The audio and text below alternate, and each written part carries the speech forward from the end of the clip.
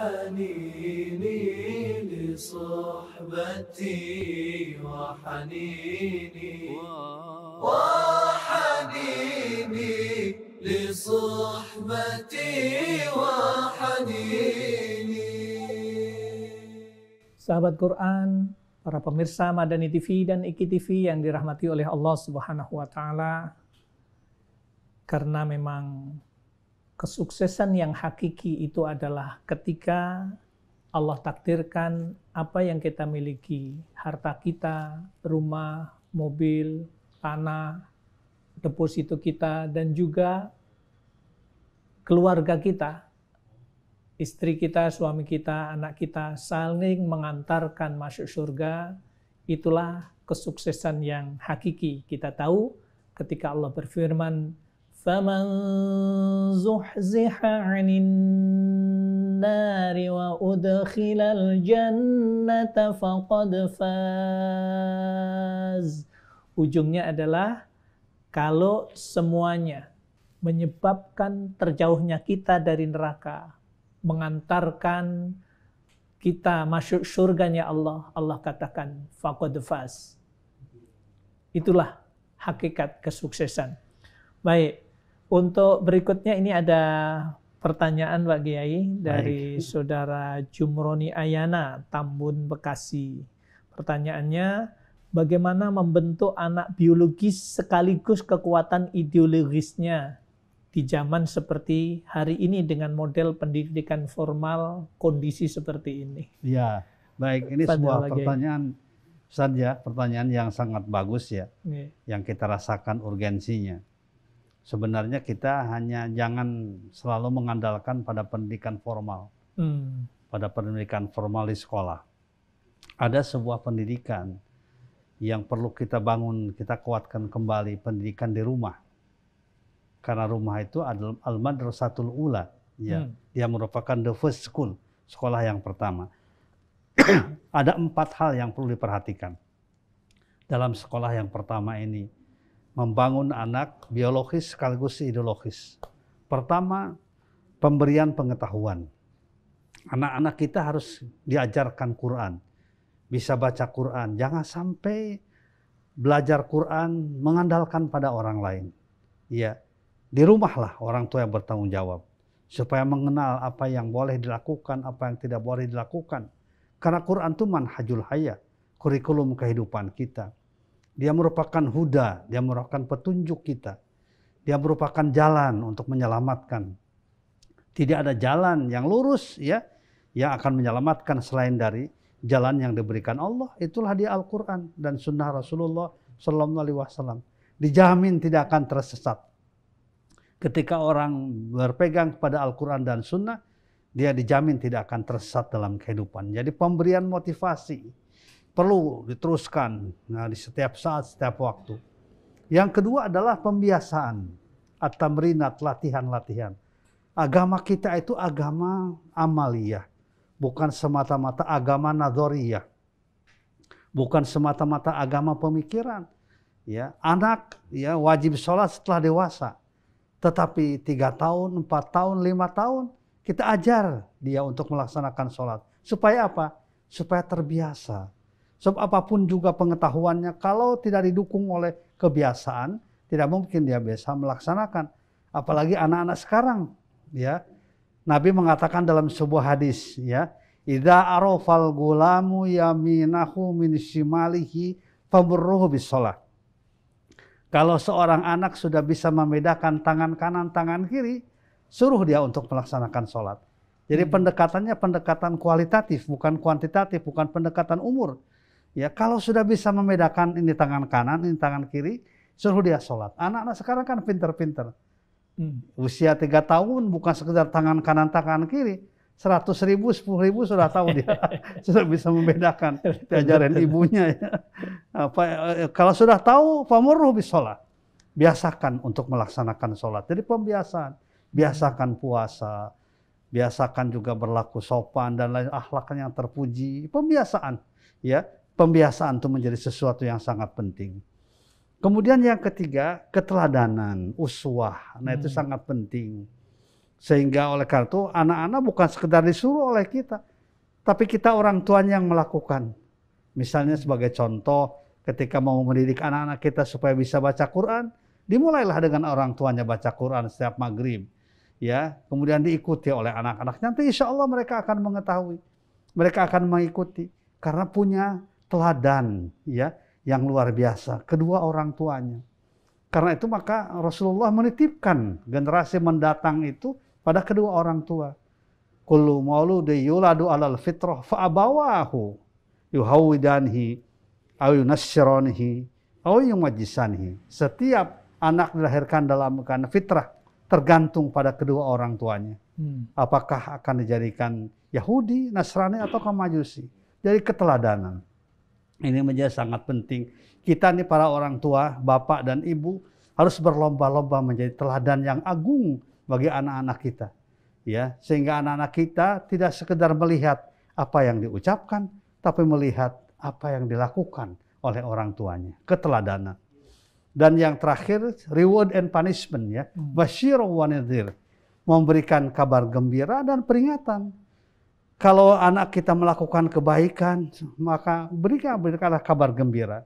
Kalau Anda melaksanakan sholat di awal waktu, inilah dampaknya, akibatnya, keindahannya. Allah akan memudahkan urusan kita. Tapi kalau misalnya ada hal-hal yang tidak baik dilakukan, kita juga harus memberikan peringatan dengan cara yang baik, dengan cara pendidikan yang baik. Insya Allah dengan pemberian basyir, kegembiraan, dan kemudian peringatan, ya punishment atau nadhir, itu anak kita akan terbiasa kepada hal-hal yang baik, yang positif. Dan saya yakin ujungnya akan menjadi generasi yang satu biologis dengan kita, tapi juga dia menjadi anak yang kuat ideologinya. Dan kita berharap ke depan tuh generasi emas yang akan kita lahirkan. Generasi yang kuat akidahnya, agamanya, akhlaknya, perilakunya, pengetahuannya, keterampilannya. Dan mari kita jadikan rumah itu sebagai tempat pembelajaran yang pertama dan utama dalam kehidupan. Insya Allah saya kira nanti bisa dilakukan, bisa menghasilkan cita-cita dan obsesi kita bersama. Begitu Ustaz. Masya Allah. Baik Pak Kiai. Jadi kepada Saudara Jumroni, jawabannya ada 3 poin yang sudah beliau sampaikan. Kita harus jadikan rumah kita adalah madrasah yang pertama bagi keluarga kita. Ini harus dijadikan peluang bagi kita sebagai orang tua untuk melakukan pembiasaan terhadap anak-anak kita, keluarga kita, dan sekaligus kita dalam kondisi seperti ini, banyak di rumah tentu saja kita berpeluang untuk memberikan uswah, memberikan contoh yang baik kepada anak cucu kita tentang tilawah Al-Quran, tentang sholat, tentang akhlak yang baik seperti apa. Ini adalah peluang kita semuanya. Baik, untuk berikutnya, ini ada pertanyaan dari Saudara Bagas Supriyatna dari Jakarta. Bagaimana orang yang tidak dikaruniai anak selama hidupnya? Apakah mengasuh anak orang lain doanya akan sama dengan doa anak kandung yang soleh? Ya, ya. Padahal lagi. Pertama jangan putus asa ya. Allah itu memberikan pintu-pintu kebaikan luar biasa. Ya. Dan yang menarik adalah di dalam sebuah hadis Rasulullah mengatakan kalau seorang meninggal dunia itu kan terputus amal perbuatannya kecuali 3. Pertama adalah sedekah jariyah, yang kedua ilmu yang dimanfaatkan, yang ketiga waladun sholihun yad'ulah. Jadi kata-kata walad bukan ibnun, ya. Kenapa? Karena ibnun itu biasanya hanya untuk anak biologis, ya bunayya. Tapi ketika bicara walad itu bisa anak kita, ya bisa juga anak orang lain, murid kita misalnya ya, bisa menjadi waladun sholih. Kemudian juga anak-anak yatim yang kita urus, anak tetangga, anak saudara yang kita berikan perhatian, yang kita berikan beasiswa dan lain sebagainya. Itu peluang juga bagi kita, bagi bapak ibu yang belum dikaruniai anak, itu juga peluang untuk menjadikan mereka sebagai anak-anak kita, walaupun bukan anak biologis, paling tidak anak ideologis. Mereka juga akan menyampaikan doanya buat kita semuanya. Jadi tidak mesti jangan putus harapan ya. Insya Allah waladun soleh, anak soleh itu menyangkut ibnun soleh maupun juga walad soleh ya. Anak soleh kita, baik yang secara biologis maupun yang bukan. Murid kita, kalau para kiai santrinya juga itu bagian dari waladun soleh, ya akan mendoakan insya Allah. Jadi pendeknya jangan berputus asa, terus menerus berbuat yang terbaik untuk generasi mendatang, anak-anak agar mereka menjadi anak-anak yang terbaik untuk masanya. Karena memang Nabi menjelaskan dalam sebuah hadis bahwa adibu awladakum fa innahum khuliqu li zamanihim ghairu zamanikum. Didiklah anak-anak kamu dengan pendidikan yang prospektif, pendidikan yang menjangkau masa depan, karena mereka diciptakan bukan untuk sekedar menghadapi zaman kita sekarang, tapi juga zaman mereka yang berbeda dengan zaman kita. Sangat berbeda dengan masa kita. Bahkan kadang-kala dalam bidang teknologi, HP saja anak-anak kita lebih pintar daripada kita. Lebih cepat mereka itu melakukannya. Jadi begitu ya, saya kira Allah memberikan peluang tetap kepada setiap orang untuk mempersiapkan generasi mendatang secara lebih baik. Begitu Ustaz. Masya Allah. Jadi termasuk kisah tentang Asiyah istrinya Fir'aun itu menjadi inspirasi bagi Kiai. Iya, betul. Tentang Nabi Musa kan itu. Betul.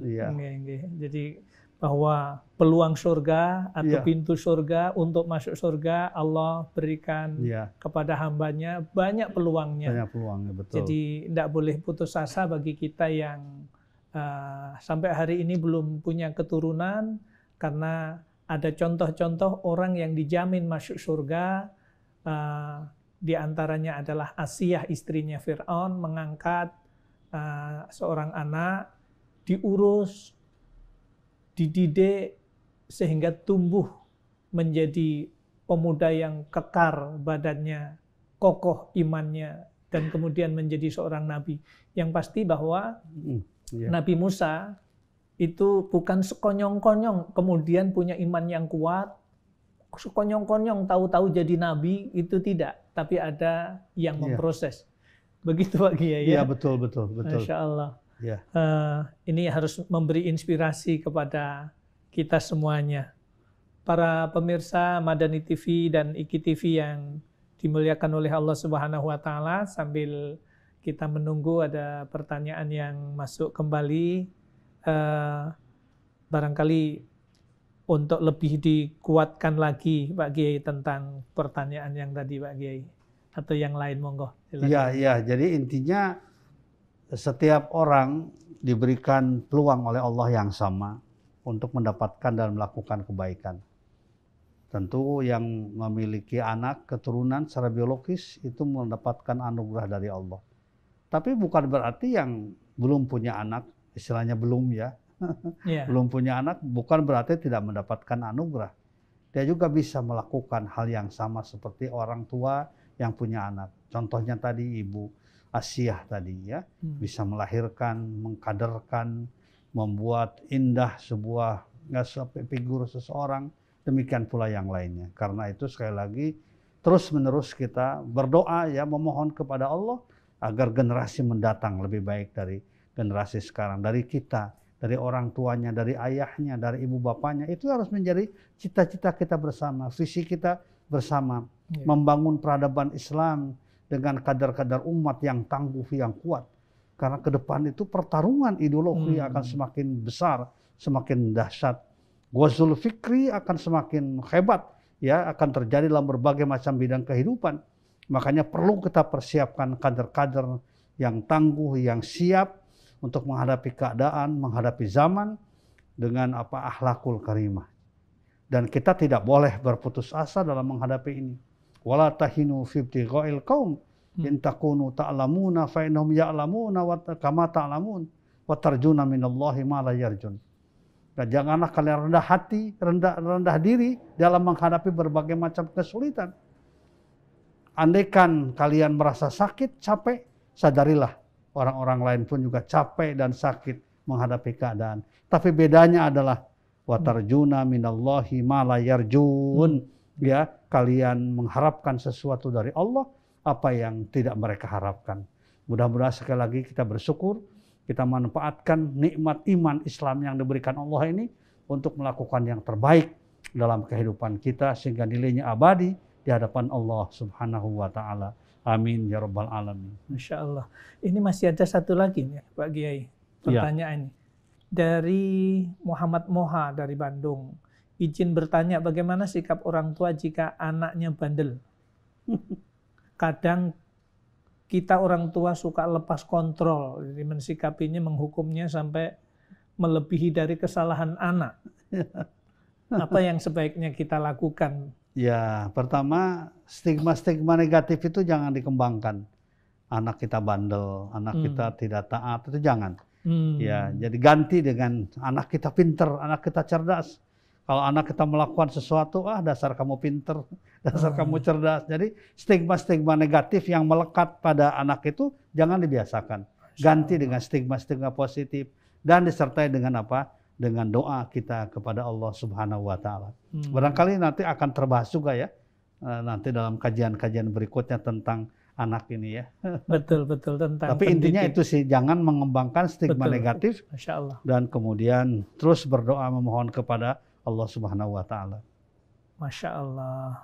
Ini stigma yang negatif ini kalau di masyarakat itu bentuknya kan sering begitu. Iya. Dasar kambing, dasar itu menyamakan anak saking bandelnya menurut orang tuanya, kemudian ada stigma-stigma yang sampai tidak bagus lah gitu. Kemudian begitu beneran gitu. Iya. Karena ucapan orang tua itu bisa menjadi doa. Betul. Bisa menjadi doa. Masya Allah. Jadi karena itu maka dihindari yang begitu-gitu. Baik. Masya Allah. Terima kasih Pak Kiai. Nasihat hari ini tentang ini, kalau perkuliahan ini kuliah umum. Nanti ada materi-materi khusus dalam bahasan berikutnya untuk para pemirsa semuanya dalam kajian keluarga kita ini. Jadi komitmen kita adalah menggapai surga bersama keluarga. Jadi indahnya surga, nikmatnya surga kita ingin bersama-sama dengan keluarga kita. Makanya kajian tentang keluarga ini nanti ada per item, per seri akan kita sampaikan insya Allah. Untuk pekan berikutnya mungkin secara khusus insya Allah akan membahas tentang pranikah Pak Kiai. Untuk remaja-remaja, untuk orang-orang yang belum nikah, nanti bagaimana yang harus kita lakukan, apa yang harus kita siapkan sebagai calon suami atau calon istri. Insya Allah ada pembahasan khusus tentang ini bersama guru kita insya Allah. Baik para pemirsa, sahabat Quran yang dirahmati oleh Allah Subhanahu wa taala dimanapun berada, terima kasih atas kebersamaannya di dalam mengikuti kajian tentang keluarga ini. Insya Allah berikutnya nanti akan kita sambung kembali pekan hari Sabtu yang akan datang bersama guru kita Profesor Dr. Kiai Didin Afifuddin. Akhirnya kurang dan lebihnya dari apa yang kami sajikan dan seluruh kru Madani TV dan juga IKI TV mohon undur diri, kurang dan lebihnya mohon maaf. Subhanakallahumma bihamdika asyhadu an la ilaha illa anta astaghfiruka wa atubu ilaik. Assalamualaikum warahmatullahi wabarakatuh. Waalaikumsalam warahmatullahi wabarakatuh. حنيني لصحبتي وحنيني لصحبتي وحنيني